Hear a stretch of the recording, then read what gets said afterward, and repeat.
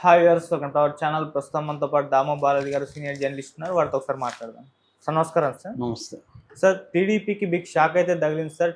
మన AP fibre net chairman GV Reddy రాజీనామా చేశారు. మరి ఇంత సడన్ గా ఆయన ఎందుకు రాజీనామా చేశారు, ఏం జరిగింది, మరి దీని పట్ల టీడీపీలోని అసంతృప్తి వ్యక్తం చేస్తున్నారు. చంద్రబాబు నాయుడు గారి పైన ఆయన ఒక లీడర్ని కాపాడుకోలేకపోయారని చెప్పేసి పోస్టులు కూడా పెడుతున్నారు. మరి దీని వెనుక లోకేష్ గారు ఉన్నారని కూడా చాలా మంది మాట్లాడుతున్నారు. మరి మొత్తంగా ఏం జరిగింది సార్ ఈ ఇష్యూలో?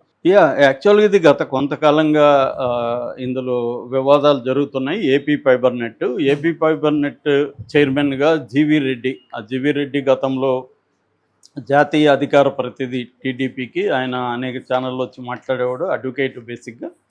తను రెడ్డి అయినప్పటికీ కూడా జగన్ ప్రభుత్వం మీద తీవ్ర పోరాటం చేశాడు. చాలా విషయాల్లో చాలా స్ట్రాంగ్గా మాట్లాడేవాడు. కొంత సబ్జెక్టు మాట్లాడతాడు, వ్యక్తిగతంగా ఎవరి మీద దాడి చేయరు, ఒక డీసెన్సీ ఉంది అన్న పేరు కూడా ఆయనకు వచ్చింది. దాంతో ఆయన సేవలకు ప్రతిఫలంగా గవర్నమెంట్ వచ్చిన తర్వాత ఆయనకి నామినేటెడ్ పోస్టులు ఏపీ ఫైబర్ నెట్కి ఇచ్చారు. ఇచ్చినప్పుడే ఆయన ఇమీడియట్గా మొత్తం ఆ ఫైబర్ నెట్ వ్యవస్థ ఎలా ఉంది, అందులో ఉద్యోగులు ఎవరు, ఎలా నియమించారు, ఇవన్నీ ఆయన మొదలుపెట్టాడు. అందులో ఆయన తేల్చింది ఏంటంటే 410 మంది ఉద్యోగుల్ని అంతా వైసీపీకి సంబంధించిన వాళ్ళని పెట్టేశారు, ఇదంతా అక్రమంగా ఇలాగ పెట్టారని చెప్పి ఆయన 400 మందిని నేను తీసేస్తున్నానని అనౌన్స్ చేశాడు. దాని తర్వాత కొన్ని అక్రమాలు జరిగాయి దీంట్లో అనేది కూడా ఆయన అనౌన్స్ చేశాడు. అప్పుడు అందరూ కూడా ఆశ్చర్యపోయారు. అప్పుడు రామ్ గోపాల్ వర్మకు కూడా 2 కోట్ల వరకు ఏపీ ఫైబర్ నెట్ అక్రమంగా డబ్బులు చెల్లించింది, ఇవన్నీ కూడా ఆయన బయటికి తీశాడు. అప్పటి జీవోలు అవన్నీ మొత్తం సమీక్షలు చేశాడు. దాంతో ఏపీ ఫైబర్ నెట్ మీద ఒక కుంభకోణం లాగా అది స్కాము, ఒక కేసు పెడతారు, ఈయన చాలా ధైర్యంగా ఇవన్నీ బయటికి తీశారని మంచి పేరు వచ్చింది. ఎందుకంటే ఇప్పుడు మన నామినేటెడ్ పోస్టులు అనేక మంది ఇచ్చినా కూడా జీవీ రెడ్డికి మంచి పేరు వచ్చింది. కానీ జీవీ రెడ్డి సడన్గా ఏం జరిగిందో తెలీదు. నిన్న వ్యక్తిగత కారణాల వల్ల నేను రాజీనామా చేస్తున్నాను, తెలుగుదేశం బాగుండాలి, తర్వాత నేను తెలుగుదేశం ప్రాథమిక సభ్యత్వానికి నా పోస్టు జాతీయ అధికార పక్షం ప్రతినిధిగా ఉన్నాను, జాతీయ అధికార ప్రతినిధిగా, దానికి కూడా రిజైన్ చేస్తున్నాను, అసలు ప్రాథమిక సభ్యత్వానికే తెలుగుదేశానికి రిజైన్ చేస్తున్నాను, అట్లాగే ఈ చైర్మన్గా రిజైన్ చేస్తున్నాను. ఇక మీదట నేను ఏ పార్టీలో కూడా చేరను, నేను నా న్యాయవాద వృత్తిని కంటిన్యూ చేసుకుంటానని అందులో రాశాడు. అయితే అంతకుముందు ఆయన ప్రెస్ మీట్ పెట్టాడు. ప్రెస్ మీట్ పెట్టి ఆయన ఏం చెప్పాడంటే Dinesh Kumar MD AP fibre net, ఆయన మీద మరొక 5 మంది మీద, 4 మీద, Bharadwaj chief technical officer, Suresh business head, తర్వాత శశాంక్ ప్రొక్యూర్మెంట్ ఆఫీసరు, వీళ్ళ 3 పేర్లు కూడా అందులో ఉన్నాయన్నమాట. సో మొత్తం 4 మీద ఆయన ఆరోపణలు చేస్తాడు. అందులో షాకింగ్ ఆరోపణలు అవన్నీ కూడా. ఏంటంటే ఇప్పటివరకు 8 నెలల్లో ఒక కొత్త కనెక్షన్ కూడా మేము ఇవ్వలేదు, ఉన్న కనెక్షన్లకు కూడా ప్రసారాలు సరిగా చేయట్లేదు. సో అప్పుడే బాగుండింది, అప్పుడు చాలా కనెక్షన్లు ఇచ్చారు, మేము అసలు ఒక్క కనెక్షన్ కూడా ఇప్పటివరకు ఇవ్వలేదు. తర్వాత మాకు ఇటు కేబుల్ ఆపరేటర్ల నుంచి, కన్జ్యూమర్స్ నుంచి విపరీతంగా కంప్లైంట్లు వస్తున్నాయి, సరిగ్గా వ్యవహారం లేదు. రెండోది, నేను ఈ 410 మందిని తీసేయమంటే ఎండి కానీ వీళ్ళు ఎవరు కూడా దాన్ని కేర్ చేయలేదు. వాళ్ళ దగ్గర డబ్బులు తీసుకొని, వీళ్ళు ఆ 410 మంది ఎంప్లాయీస్ దగ్గర డబ్బులు తీసుకొని వాళ్ళనే కంటిన్యూ చేస్తున్నారు. ఇంకా నేను అనుకున్న నిర్ణయాలు ఏవి కూడా వీళ్ళు అమలు చేయట్లేదు. అంటే ఈయన తీసుకున్న నిర్ణయాలు అమలు చేయాల్సింది ఎవరు? ఐఏఎస్ ఆఫీసర్లు, ఐఏఎస్ కానీ కింద సిబ్బంది కానీ, వాళ్ళు ఎవరు చేయట్లేదు. దీని ప్రధాన కారణం దినేష్ కుమార్ అనేది ఆయన చెప్పాడు. అలాగే వీళ్ళ అలసత్వం వల్ల దాదాపు 370 కోట్లు జీఎస్టీ ఫైన్ వేసింది. దాన్ని వీళ్ళ జీతాల్లో నుంచే కట్ చేయమని నేను చెప్పాను. ఎందుకంటే వీళ్ళు సకాలంలో జీఎస్టీ చెల్లింపులు చేసుంటే ఈ ఫైన్ పడేది కాదు, ఇప్పుడు అది కట్టాలి 370. అలాగే విజిలెన్స్ కమిటీ దాదాపు 60 కోట్లు చెల్లించాలని చెప్పినా కూడా వీళ్ళు పట్టించుకోలేదు అనేది ఆయన ఆరోపణలు చేశాడు. సో ఆరోపణలు చేసిన తర్వాత ఆయన చంద్రబాబు, లోకేష్ పిలిచి మాట్లాడారు. నువ్వు ఇలాగ పబ్లిక్గా మీటింగ్ పెట్టడం కరెక్ట్ కాదు అని చెప్పారు. ఈ లోపల ఐఏఎస్ ఆఫీసర్లు కూడా ఇతని మీద చంద్రబాబు కంప్లైంట్ ఇచ్చారు, బహిరంగ కూడా విమర్శించారు. ఇటు ఇదంతా ఐఏఎస్లది తప్పన్నట్టుగా తను మాట్లాడుతున్నాడు, ఇది కరెక్ట్ కాదు అని. సో జనరల్గా అయితే ఇలాంటివి జరిగినప్పుడు అంటే ఒక చైర్మన్ ఏమో రాజకీయ పోస్ట్ అది, వీళ్ళేమో ఐఏఎస్, వీళ్ళంతా కూడా చదువుకొని ఎగ్జామ్స్ పాస్ అయ్యి వచ్చిన వాళ్ళు. ఫైనల్గా రాజకీయ నాయకుల కంట్రోల్లోనే ఐఏఎస్లు ఉండాలి ఎక్కడైనా. ఇప్పుడు చంద్రబాబు చెప్పినట్టు సిఎస్ వినాలా, సిఎస్ చెప్పినట్టు చంద్రబాబు వినాలా? అట్లాగే మంత్రి దగ్గర ప్రిన్సిపల్ సెక్రటరీ చెప్పినట్టు మంత్రి అంటాడా, ఫైనల్ నిర్ణయం మంత్రిదా? వీళ్ళు చెప్పే అభిప్రాయం, చెప్పే స్వేచ్ఛ వీళ్ళకి ఉండాలి ఖచ్చితంగా. ఏదైనా ఒక నిర్ణయం తీసుకున్నప్పుడు వీళ్ళు చెబుతారు. మనకి ఆయన ప్రసాద్ అనే మాజీ ఐఏఎస్ ఆఫీసర్ రాసిన పుస్తకం కావచ్చు, ఇంకొంతమంది రాసిన పుస్తకాలు కావచ్చు, చదివినప్పుడు కూడా మేము చాలాసార్లు అది వద్దని చెప్పినాం ఆ ప్రాజెక్టు, అయినా వాళ్ళు చేశారు, దానివల్ల నష్టం జరిగితే నష్టం అని రాశారు. లేదు మేము చెప్పినా కూడా ఆయన ధైర్యంగా చేశాడు, అది లాభమే జరిగిందని కూడా చాలా చోట్ల రాశారు. లాభమా నష్టం అనేది పక్కన పెడితే అంతిమ నిర్ణయం అనేది ఎవరు తీసుకోవాలి? డెసిషన్ మేకింగ్ ఎవరిది అంటే పొలిటికల్ పవర్దే డెసిషన్ మేకింగ్ ఎప్పుడైనా. అంతేగాని సివిల్ సర్వెంట్స్ చెప్పినట్టు నడిచేట్టు ఉంటే ఎన్నికలు ఎందుకు, ప్రజాప్రతినిధులు ఎందుకు, వాళ్ళతోనే పరిపాలన జరగచ్చు కదా. సో డెమోక్రసీలు ఏంటంటే ప్రజలకి డైరెక్ట్గా బాధ్యత వహించే వాళ్ళు నిర్ణయాలు తీసుకోవాలి. ఎందుకంటే ఆ నిర్ణయాల వల్ల ప్రజల్లో ఏ మార్పులు జరిగిన వాళ్ళ లైఫ్ ఎఫెక్ట్ అవుతుంది, వీళ్ళకి ఎఫెక్ట్ అవ్వదు. మంచి నిర్ణయం తీసుకున్న, చెడ్డ నిర్ణయం తీసుకున్న ఒక ఐఏఎస్ ఆఫీసర్కి పెద్ద ఎఫెక్ట్ అవ్వదు. మహా అంటే ఏమన్నా ట్రాన్స్ఫర్లు జరుగుతాయి, ఏదైనా అవినీతులు ఉంటే మాత్రం కేసులు వస్తాయి. నిర్ణయాల వల్ల వాళ్ళ జీవితాల్లో ఏం పెద్ద మార్పు రాదు. కానీ వీళ్ళ తీసుకునే నిర్ణయాలు రాంగ్ అయితే రేపొద్దున మళ్ళీ గెలవరు వీళ్ళు.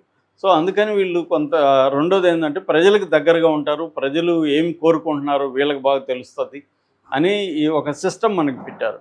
ఈ సిస్టంలో ఇప్పుడు ఈయన చెప్పినట్టు ఒక ఐఏఎస్ ఆఫీసరు వీళ్ళు వినకపోతే ఇంకా ఆయన ఏం చేస్తాడు?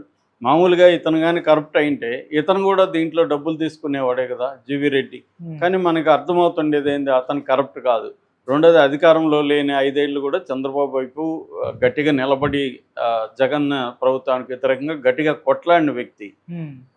అలాంటి నిబద్ధత ఉన్నట్టుగా మనకు అర్థమవుతుంది, నిజాయితీ ఉన్నట్టుగా అర్థమవుతుంది. అలాంటి వ్యక్తి ఇప్పుడు రిజైన్ చేయడం వల్ల తెలుగుదేశం కేడర్లోనే చాలా తీవ్ర అసంతృప్తి వచ్చింది. ఎందుకు? ఒకవేళ జీవీ రెడ్డి ఆయన రాజకీయ నాయకుడు కాదు కాబట్టి ఆయనకి ఎట్లాంటివి ఎలా డీల్ చేయాలో తెలియకపోవచ్చు. కొద్దిగా ఆయన క్రూడ్ అంటే నా సెన్స్ ఏంటంటే డైరెక్ట్గా ఆయన ప్రెస్ మీట్ పెట్టి చెప్పేయడం ఇలా కాకుండా దాన్ని కొంత ఓపిక పట్టి ఉండాల్సింది. బట్ ఆయన 8 నెలలుగా అనేక రోజులు ఓపిక పట్టాడు. తెలుగుదేశం వల్ల లోకేష్ చంద్రబాబు దృష్టికి తీసుకెళ్ళాడు, అయినా అక్కడేమి నిర్ణయాలు రాలేదు కాబట్టి తన మీదకి వస్తుంది. ఎందుకంటే ఇలాగే ఉంటే ఇది ఫైబర్ నెట్ మూతపడిపోతుందనే ఆయనకి అనిపించింది. అది కూడా చెప్పాడు ఆయన, మూతపడిపోతుంది, రేపొద్దున ఇది నా వల్ల పోయిందని ఒక ప్రచారం చేస్తారు. వైసీపీ వాళ్ళు రెడీగా ఉన్నారు. అందుకని ఇది ఏం జరుగుతుందో నేను పబ్లిక్కి చెప్పాలి అనేది ఆయన అనుకున్నాడు, ఆయన పాయింట్ ఆఫ్ నుంచి. ఏదేమైనా ఇది ఇంకొక వైసీపీ వాళ్ళు ఇంకొక ప్రచారం కూడా తీసుకొచ్చారు. అదేంటంటే లోకేష్ ఇప్పుడు ఏంటంటే డిఫాక్టో సీఎంగా లోకేష్ ఉన్నాడు. ప్రతి డిపార్ట్మెంట్కి సంబంధించి లోకేష్ నిర్ణయాలు తీసుకుంటున్నాడు. ఆ లోకేష్ ఏం చేశాడంటే ఎక్కడికక్కడ తన మనుషుల్ని పెట్టుకున్నాడు. ఆ మధ్య టీటీడీలో కూడా తన మనిషి ఉన్నాడు అక్కడ. అన్నీ అతని ద్వారా లోకేష్ తెప్పించుకొని ఇండైరెక్ట్గా లోకేష్ పరిపాలన టీటీడీలో జరుగుతుందని కూడా వార్తలు వచ్చాయి. అట్లాగే ఇక్కడ గతంలో వేమూరి హరికృష్ణ అని ఫైబర్ నెట్ స్కామ్లో కూడా ఆయన ఉన్నాడు A1గా. ఇప్పుడు ఆయన ఆధ్వర్యంలోనే ఈ జీవీ రెడ్డి పనిచేయాలి. ఇది జనరల్గా ఏంటంటే మామూలుగానే రాజకీయాలు ఎలా ఉంటుందంటే నామినేటెడ్ పోస్ట్ పెట్టినంత మాత్రాన, అది స్వతంత్ర సంస్థ అయినంత మాత్రాన అతను చెప్పినట్టుగా నడవు. రాజకీయాలు అనేవి పవర్ వచ్చినాక మారిపోతాయి. పవర్ రాకముందు మనకి చాలా ఇంపార్టెన్స్ ఉండొచ్చు, పవర్ వచ్చినాక డైనమిక్స్ మారిపోతాయి. అందువల్ల ప్రతి డిపార్ట్మెంట్లో కూడా ఎవరి మాట వినాలనే దగ్గర ఆ హెడ్ మాటే వినాలనేది ఏం లేదు అక్కడ. సో ఆ హెడ్కి పైన ఉండే వాళ్ళు మంత్రులు కావచ్చు, లేకపోతే ఇంకా పైన అని చెప్పాలంటే లోకేష్, చంద్రబాబు కావచ్చు, వీళ్ళ నిర్ణయాల ప్రకారం జరుగుతుంటాయి. అది ఓపికగా నిజాయితీగా ఉన్న వాళ్ళకి ఇబ్బంది ఏంటంటే, నిజాయితీ లేకపోతే మనం కూడా సంపాదించుకుందాం, ఈ 5 ఏళ్లలో మనం కొన్ని కోట్లు సంపాదించుకుని బయటపడదామని జీవీ రెడ్డి అనుకుని ఉంటే అసలు ఈ గొడవ రాదు. జీవీ రెడ్డి నిజాయితీ వల్ల వచ్చిన సమస్యలు ఇవి. చాలాసార్లు ఇప్పుడు ఏంటంటే నిజాయితీగా ఉంటే నీకు ఎక్కువ సమస్యలు వస్తాయి. ఎందుకంటే చుట్టూ కరప్షన్ ఉన్నప్పుడు ఒక్కడు ఇద్దరు నిజాయితీగా ఉండడం వెరీ డిఫికల్ట్ థింగ్. అందుకని కూడా చాలామంది లొంగిపోతుంటారు. ఎందుకంటే వాళ్ళ మీద ప్రెజర్ కూడా విపరీతంగా ఉంటుంది. సో ఇది అయితే ఇప్పుడు దీనివల్ల చంద్రబాబు ప్రభుత్వానికి చెడ్డ పేరు వస్తుంది. ముఖ్యంగా తెలుగుదేశంలోనే ఒక అసంతృప్తి ఉంది. ఇలాంటి వ్యక్తిని, ఒక నిజాయితీ హానెస్ట్గా పనిచేసి పార్టీ కోసం ఎంతో కష్టపడిన వ్యక్తిని వదులుకొని ఉండకూడదు. ఆయన ఇచ్చిన రాజీనామాని త్వరగానే ఆమోదించేశారు అంటే ముందే వీళ్ళకి తెలుసు.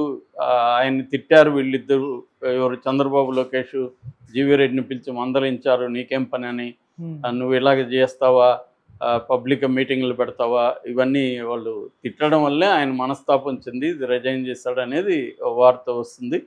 సో దినేష్ కుమార్ను మాత్రం చంద్రబాబు ట్రాన్స్ఫర్ చేశారు. ఆయన్ని జిఏడికి, జనరల్ అడ్మినిస్ట్రేషన్ డిపార్ట్మెంట్కి రిపోర్ట్ చేయమని చెప్పారు. ఆయనకి ఉన్న RTGS, AP gas, infra corporation, తర్వాత డ్రోన్ కార్పొరేషను, వీటిలో ఉన్న పదవులను కూడా ఆయనకి తీసేశారు. సో అంతవరకు అయితే బాగానే ఉంది. మరి దినేష్ కుమార్ని తీసేసినప్పుడు ఈయన్ని ఎందుకు కంటిన్యూ చేయలేకపోయారు అనేది ఒక ప్రశ్న.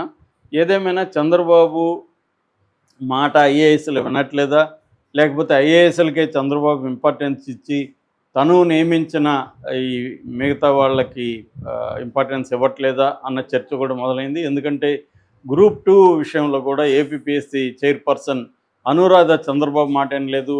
అందులో రోస్టర్ విధానంలో కొన్ని తప్పులు జరిగాయి, అందుకని వాయిదా వేయాలి అని చంద్రబాబు చెప్పినా కూడా అనురాధ వినకుండా ఎగ్జామ్ కండక్ట్ చేసింది అనేది విమర్శలు వస్తున్నాయి. అయితే నిజంగానే అనురాధ ఈయన మాట వినలేదా, లేకపోతే చంద్రబాబు డ్రామా ఆడుతున్నాడా అనే చర్చలు కూడా మొదలైనాయి.